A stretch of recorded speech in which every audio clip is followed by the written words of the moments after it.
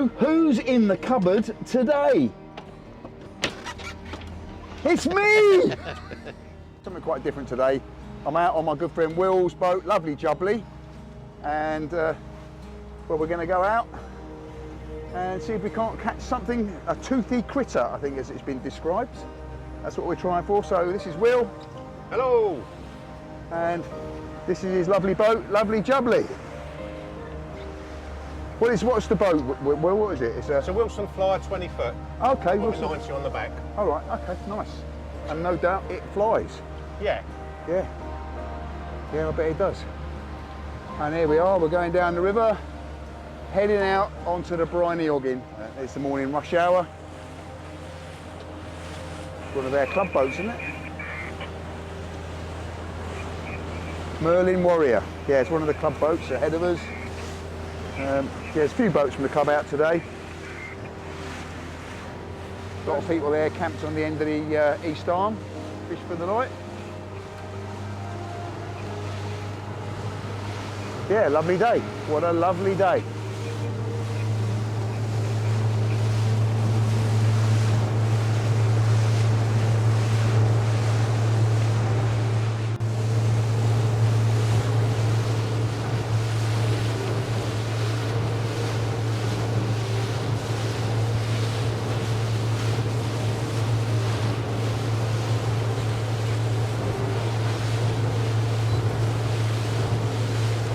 And there you can see the wind farm in the distance, which is where we were the other day.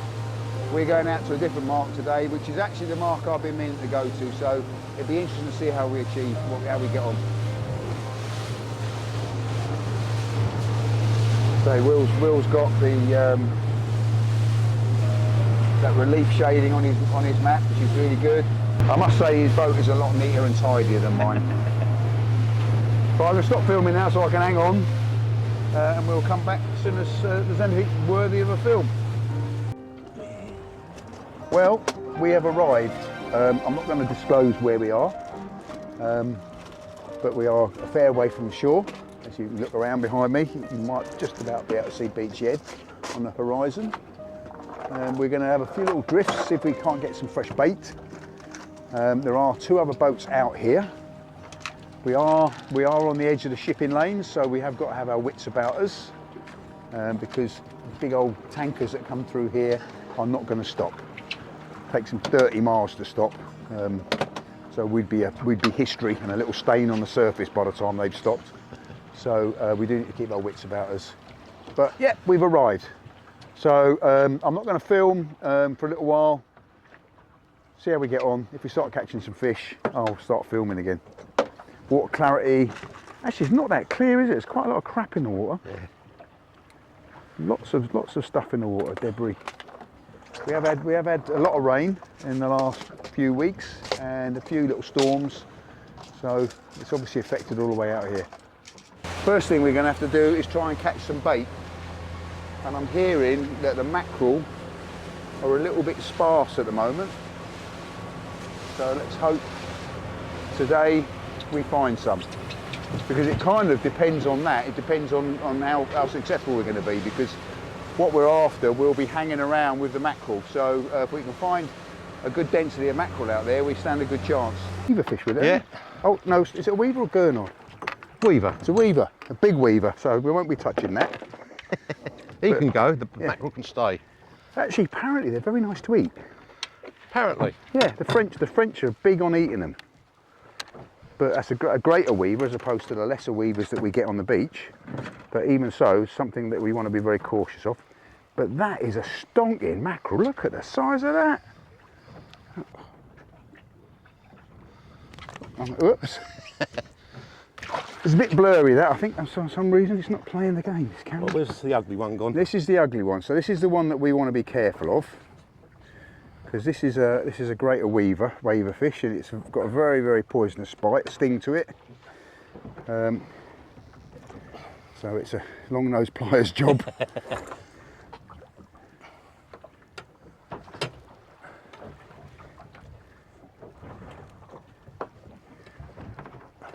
Yeah, so you can, it's obviously it's tail hooked and everything, so but you might see that it's got like a little fan of spines on its back. There, look at those spikes. Yeah, those are venomous, and there it's gone. There it is. Away.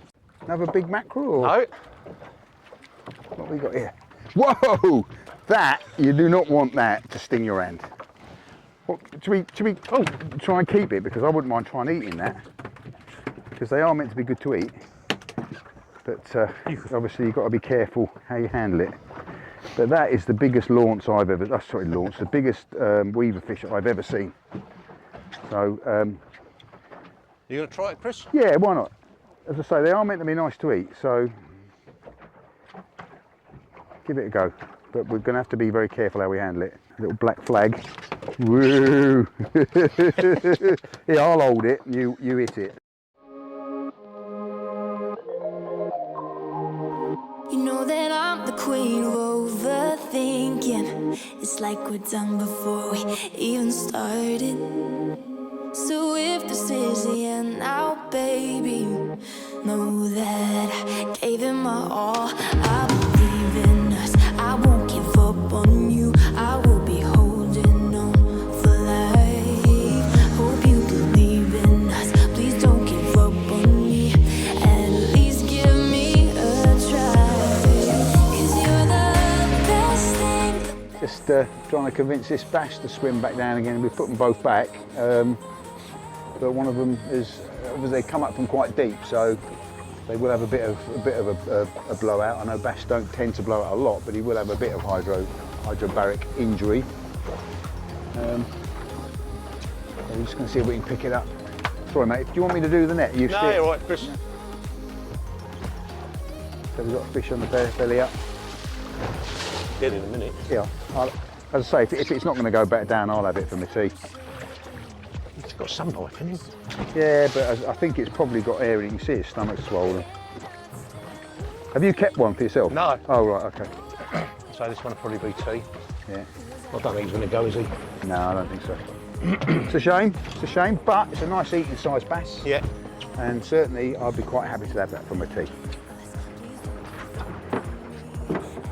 Yeah, it's you know, fishing, unfortunately, not everything goes back alive. So I'm just going to put it out of his misery, and I think I'm going to be having bass fillets for my tea, which is actually rather nice. Sorry, mate, I'm not helping much, am I? That's all right.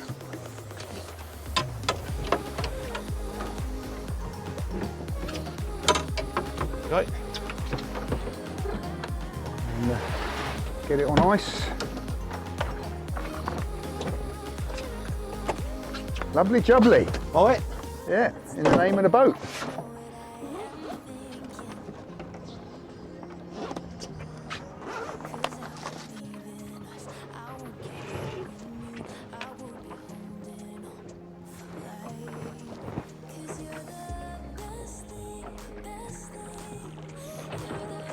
Okay, so as I said, we are out on the shipping lanes, and you can see you've got a couple of air inshore of us going along, and then offshore we've got some as well. But the one that really concerns us is that one there. Try not to get a film of Will having a pee over the side of the boat. That one, you can see both sides of it equally, so it is steaming directly towards us. So we'll keep an eye on that and get out of his way. But not yet. And there's another one inshore of us there as well. So it's a busy bit of water, a lot of ships along here. It's just a good idea to make sure you've got a good engine and you're reliable, because what you don't want to be doing is dying out here, or an auxiliary, and I know that we've got both. So fantastic. Okay, well, the water is slack now, the tide is slack, so very shortly when it starts to ebb and starts pushing us back down the channel, we're going to actually get our chum bag out and get some slick in the water and get some baits out in it to try and get our toothsome critter. We'll probably we'll continue fishing the bottom, I guess, whilst we're drifting, just see what we pick up, because clearly we've been catching a sort of a whole smorgasbord of species doing that. But yeah, fantastic day so far. We've had Launce, Weaver, bass, mackerel, scad. So 5 species, and as you know, that's what I like. I like to catch lots of different species. And we haven't caught any pouting yet. So we're just steaming back up to where we're going to start our drift.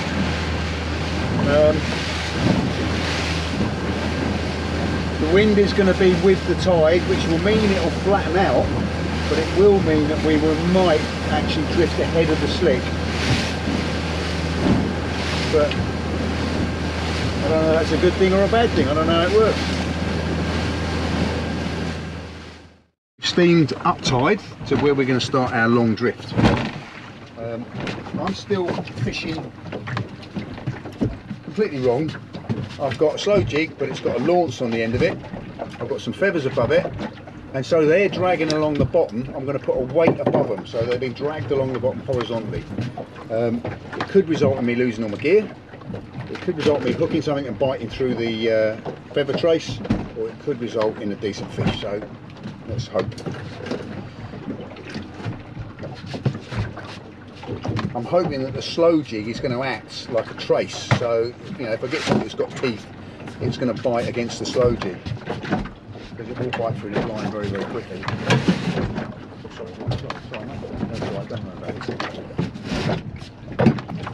Yes, that flying bridge should turn us round so we're facing the direction we're going, shouldn't it? Yeah, hopefully, yeah. Where did you get your mesh? I've got these online. Oh, right, okay. So, I know what they say they are, they're rubby dubby. No, it's just I've got these just sort of shopping bags. Okay. And I'll just use this for the bit of stuff. And that for the chum myself. Yeah. Which all mixed up with bran. I've got a metal one, it's like a live bait.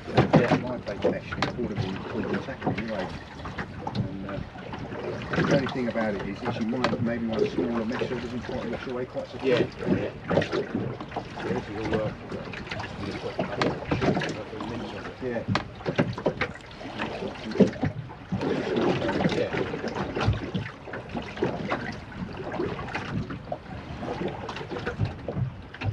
So I had some onion sack over there. What I was doing when I was boat fishing, just drop an onion sack on the anchor. Yeah. And it actually worked. I was surprised. It does bring them in. Yeah. And it does. I was reluctant to do it because I thought it was going to bring millions of dogs. It doesn't seem to. But it does. It draws it to them, to the net. It's black reaming. Yeah.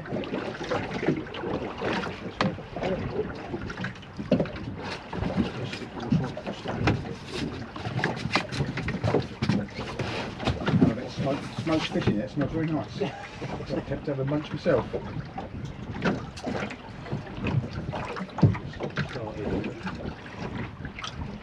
And it's definitely on the bottom, I can feel it dragging along. What I've got to do is I've got to set the drag, and if I do hook in, it's not going to pull the rod over the side. Yeah, it doesn't smell too bad, that smoked stuff, does it? No, it's nice, I like smoked fish, it's very nice.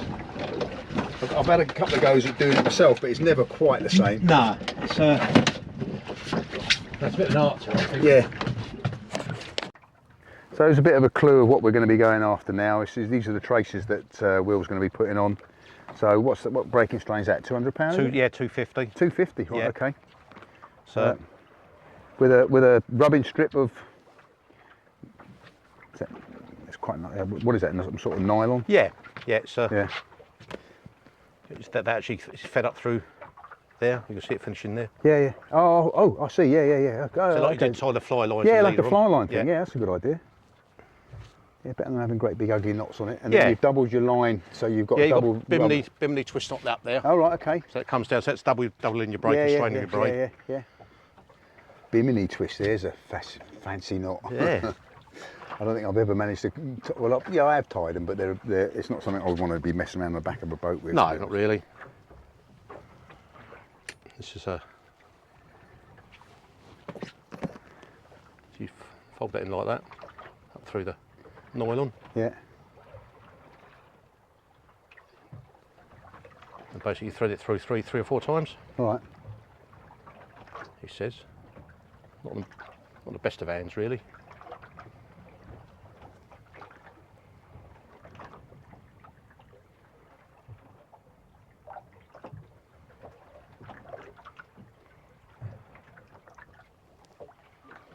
Oh, put the whole lot through it. Through again, yeah. That's Yeah, why yeah. you always keep wind on leaders all tied up like that. Yeah. Right, okay, yeah, makes sense. Hopefully it's gone down the right way. Probably not. No. That is just like Sod's Law, and it's guaranteed, isn't it? When you're, especially when you're on film. Yeah. But I get the theory, through and over, through and over, through and over. So like a clove hitch, not a clove hitch really, it's a half hitch or, yeah. Do you want me to hold that loop open for you so you put it through? Got it now. There you go. Yeah, because it's not something you regularly do. It's No, quite. Yeah, I mean, I use the FG knot quite a lot for leaders now, and I've kind of got it off so that I can tie it quite quickly, but I know that when I first tried practicing it, it's a really difficult knot to tie.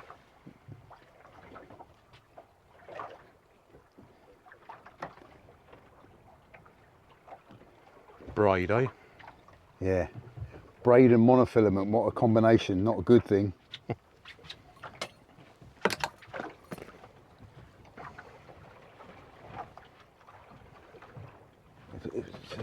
If I held that open for you, what is it here? Yeah. Is that enough? Yeah. So that's two. Just pull that through there like that again. I think we're there, Chris. Yeah.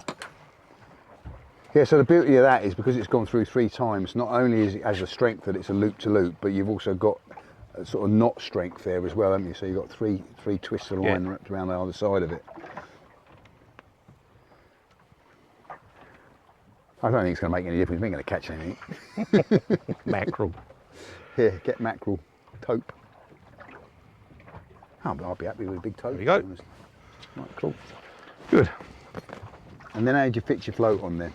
It's just clipped on. That's just got like a clip. Yeah, just okay. slide it over the main line like that. Yeah. And then alter your depths. So you Furthest one goes deeper, yeah, as your chum falls back down. Yeah. And that's a shop bought one that's got a little tiny line clamp on it. That's it. How do you line clamp the bottles? It's basically the same system.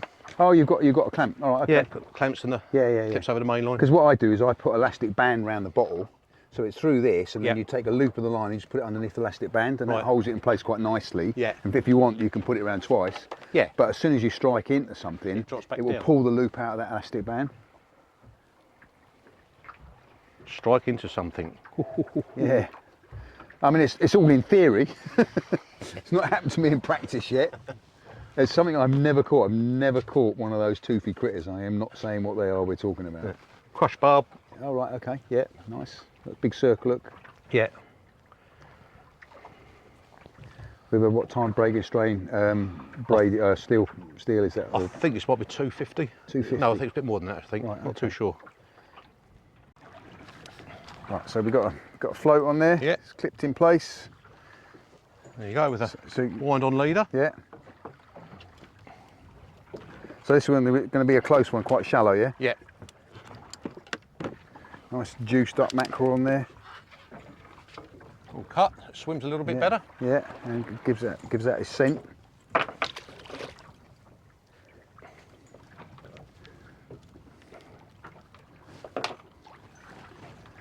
Barrel head above the trace, just to hold it down in the column, and then let it out, let the float back.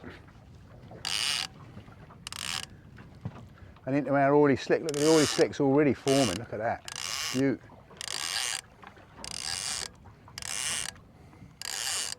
And of course you can use balloons, bottles. We are going to be using bottles. So the first float is out. It's going out, drifting down that slick. Look at that slick. It's going way down 100 yards behind us now. Yeah.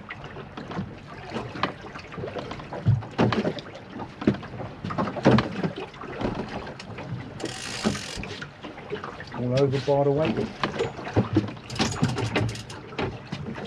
Right, first one out. Right, so here's the bucket of chum. So thank God we ain't got smell-o-vision, because let me just get down there and give it a sniff. Oh yeah, that's proper stuff. That'll cure your seasickness. Or not. Yeah. So Filling up the old onion sack with it. Get that feeding out into the water. Get a nice trail going.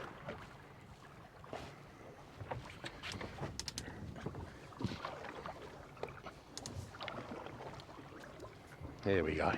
Loads of bran coming out of there, all containing oil, fish oil and everything like that, drifting down. And of course what you want is you want it to spread out as far as you can so that any toothy critter that's cruising around, that's probably, chuck that in my bag, mate. Swims across that line of slick and then swims up to it, see where it's coming from. And also it will attract mackerel and garfish and what have you, which are also prey fish for what we're after. So yeah, what could go wrong? This is great, me not being the skipper, being a passenger here, watching Will do all the work. I'm loving it. My rod tip is bouncing, but that's not because it's a bite, it's because the lead's dragging along the bottom, across the ripples of sand.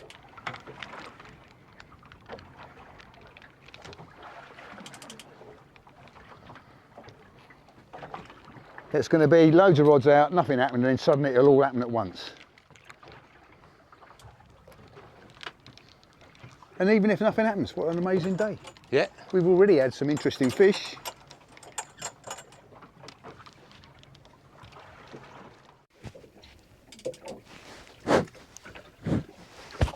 Well, here we are, drifting along. Don't know if you can see it, but the slick stretches back miles now, right to the horizon, and we're drifting on ahead of that. So any big toothy critter that decides to cross that slick, hopefully he's going to swim up to it, investigate, and we'll encounter our baits. I've still got a whole launce being dragged along the bottom. It's a waiting game, and it's about patience. So if it happens, it will happen in a rush. But what a beautiful day to be out here. What a beautiful, we couldn't want for a better day to go doing this, to be honest. You know, and a fish would be an absolute bonus. But yeah. You enjoying it, Will? Yeah. Yeah, brilliant, mate. Yeah. Yeah. Yeah, second time we've tried it, so. Yeah. I think it's just something you've got to keep on trying. Yeah, yeah. And this is definitely where I've been planning to come and give it a go. So I'm glad. And thanks very much for inviting me to come along, because it's basically doing what I wanted to do, and it will give me the little kick up the arse I need to get out here and have a go myself. Because we are quite a long way offshore, as you can see. Got no phone signal here. No, great black gull thinks we're idiots. Or maybe he's calling to say, "Get away! There's a shark! Come in." Oh, two great black gulls.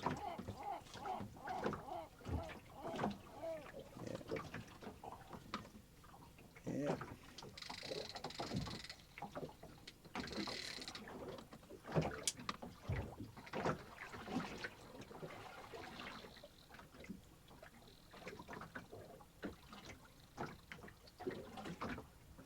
They're quite close together, those two floats, aren't they? I hope they're not twisted around each other. Yeah.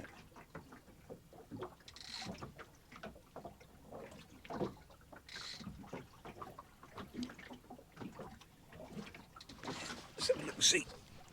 Look up the motorway, see if there's any big lorries coming. No, seems to be clear. Yeah, seems to be pretty clear at the moment, isn't it? It's a weird how a busy shipping lane this is, and yet you'll get huge gaps in it. Yeah. And then you'll get a load in one little bit.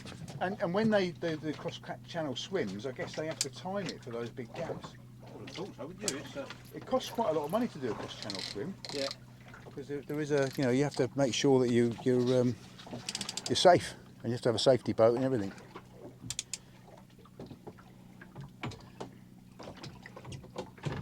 Yeah. All the boats that are out with us have all cleared off now, so we're on our own out here. Sorry? Well, yeah, maybe. maybe. It's an indication that possibly this fish is best on the ebb for what they were doing. So bear that in mind. Okay, right. Catch up with you guys later.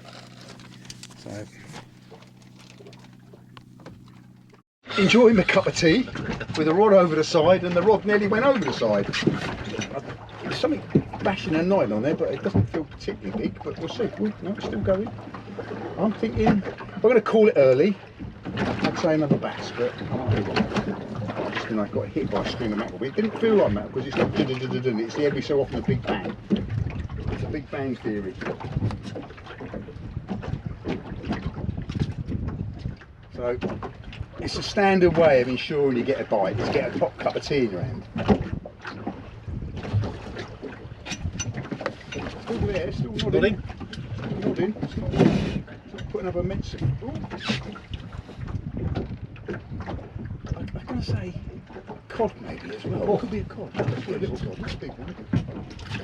I'm saying all these things, it would be a big weeverfish. What's the colour we have got? Hey, that's first set right. Hey, yeah. Lovely Jubbly. The name of the boat and the name of the day. Probably two, isn't he? Yeah, he is, but we've got. Do you want to take him? No, I've got that one in there. Yeah, So. well, you're going to take that Yeah. one, yeah. All right, so I'll have this one then. Yeah. Hey! Right, let's get back to my cup of tea. Just refresh that bag. Let's get it out there.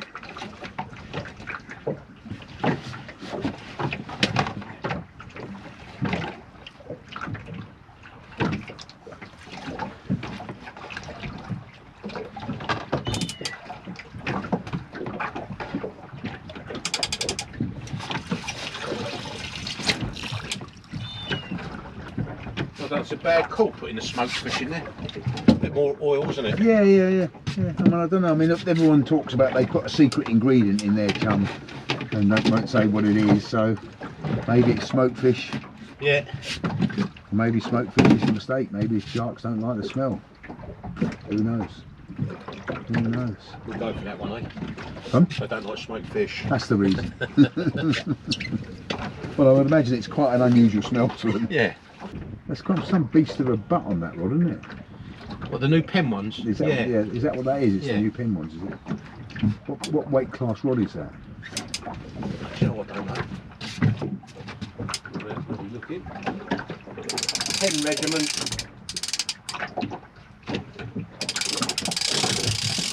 20 to 60. Oh, right. That's good range, isn't it? 20 Yeah. 20 gives a nice tip action and 60 backbone. Yeah, yeah. I do admit I'm quite a fan of pen gear actually. I've got a few pen rods now and pen reels. You always used to like the Yaboos, but the quality's gone right down there. No, I think so, yeah. They're not very good at all, are they? No. They're probably all made in Taiwan. Yeah. So. I mean, they're probably all made in Taiwan, if the truth be known, but obviously the standard of the factory or not. I'm surprised we've not had a little visit from the Border Force aeroplane buzzing over to have a look and see what we're doing, to be honest. So yeah, we've had a little top up of the rubby bag. There's all the particulate and bran soaked in juices drifting off down the slick, sinking deeper and deeper as it goes. Hopefully sending a nice big message to the men in the grey coats. This is where you want to be.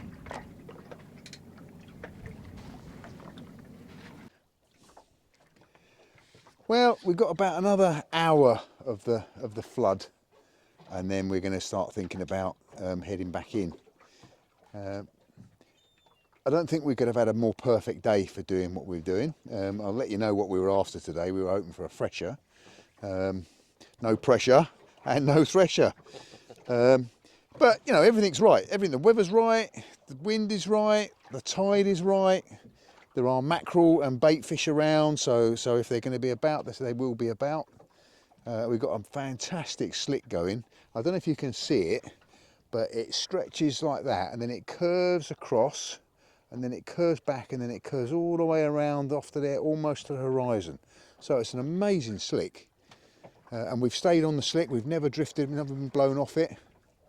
The seagulls seem to think something that we don't know, but they're not nervously flying away yet, which is always an indication that something big and grey is coming up from the depths. But yeah, fantastic. But the only thing missing from today is a shark.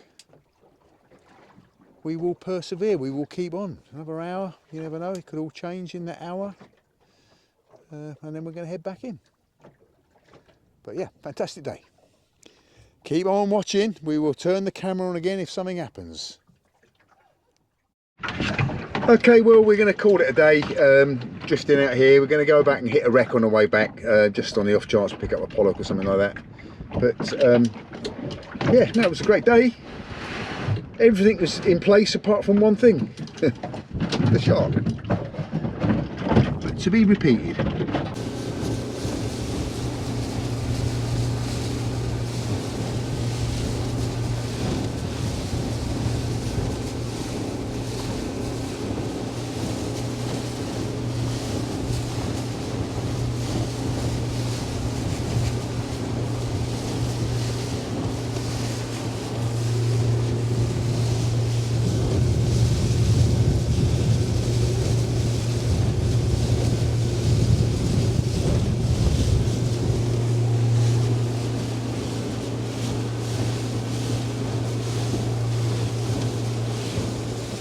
Well, we've come in and we've dropped in on a wreck on the way back in. Just have a little few jig about, see if we can pick something up on the pot.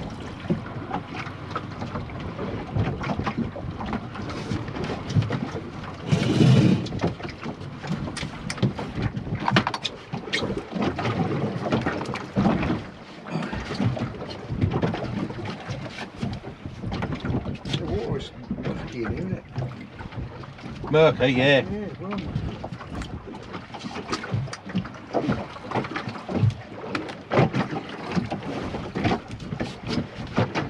Right on top of the wreck.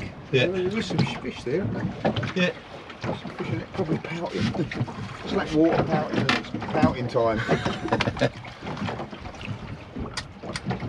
The old slow jigs might pull the odd one out, that bit's, as you say, Yeah, never know.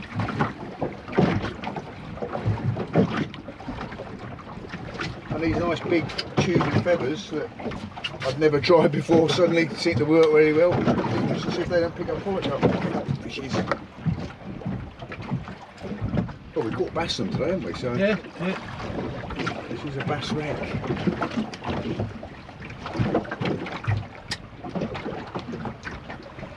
The only thing about that, those shade is in the hand it's have a different coloured cursor when you're over the wreck. You in? And big, oh, no. I'm thinking pouting.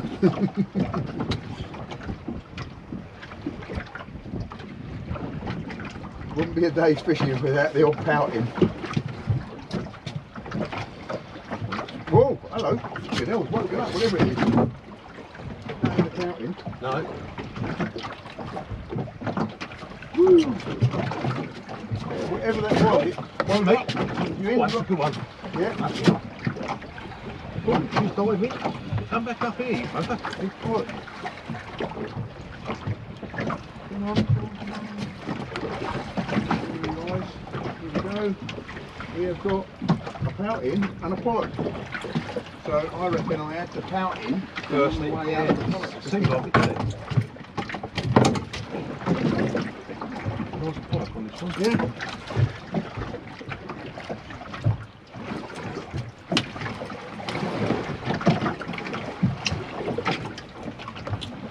So the scourge of the channel, pouting, and a little pollock.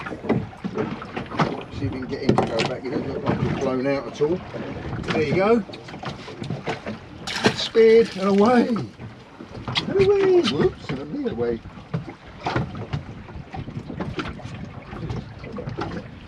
Still on the wreck, still on the wreck.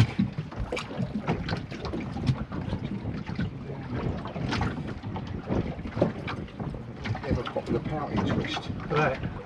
Right. Whole stream of pollock.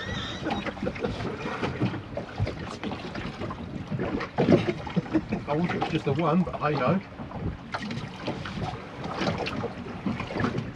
Quite high up off the wreck though, see? Yeah. The pollock that I got there.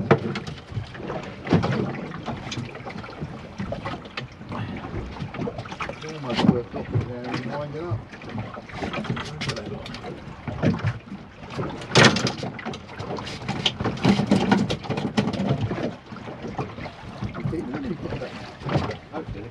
Yeah, I don't think it's blown out, do they?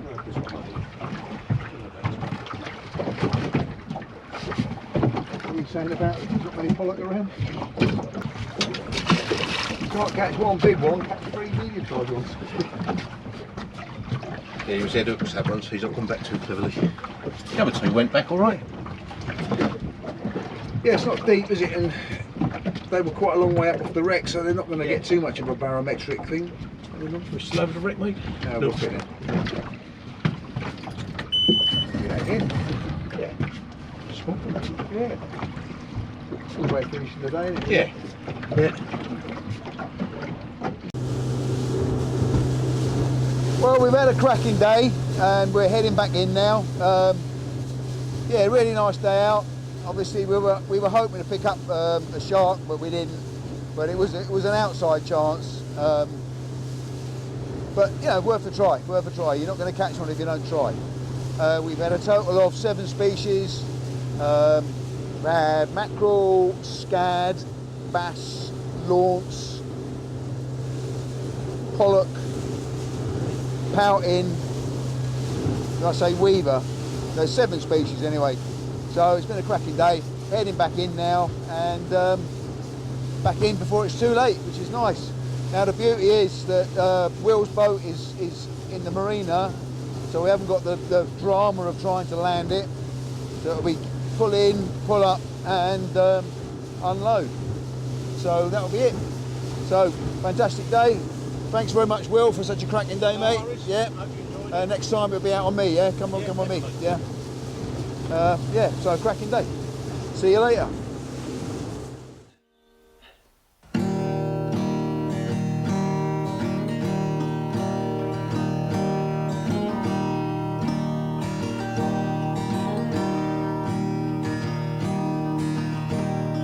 So you live in the dream. You should see it through someone else's side. Guys and gals, fantastic day out on the boat, and thanks very much to Will on the good ship, Lovely Jubbly. The Lovely Jubbly. Yeah, very good day.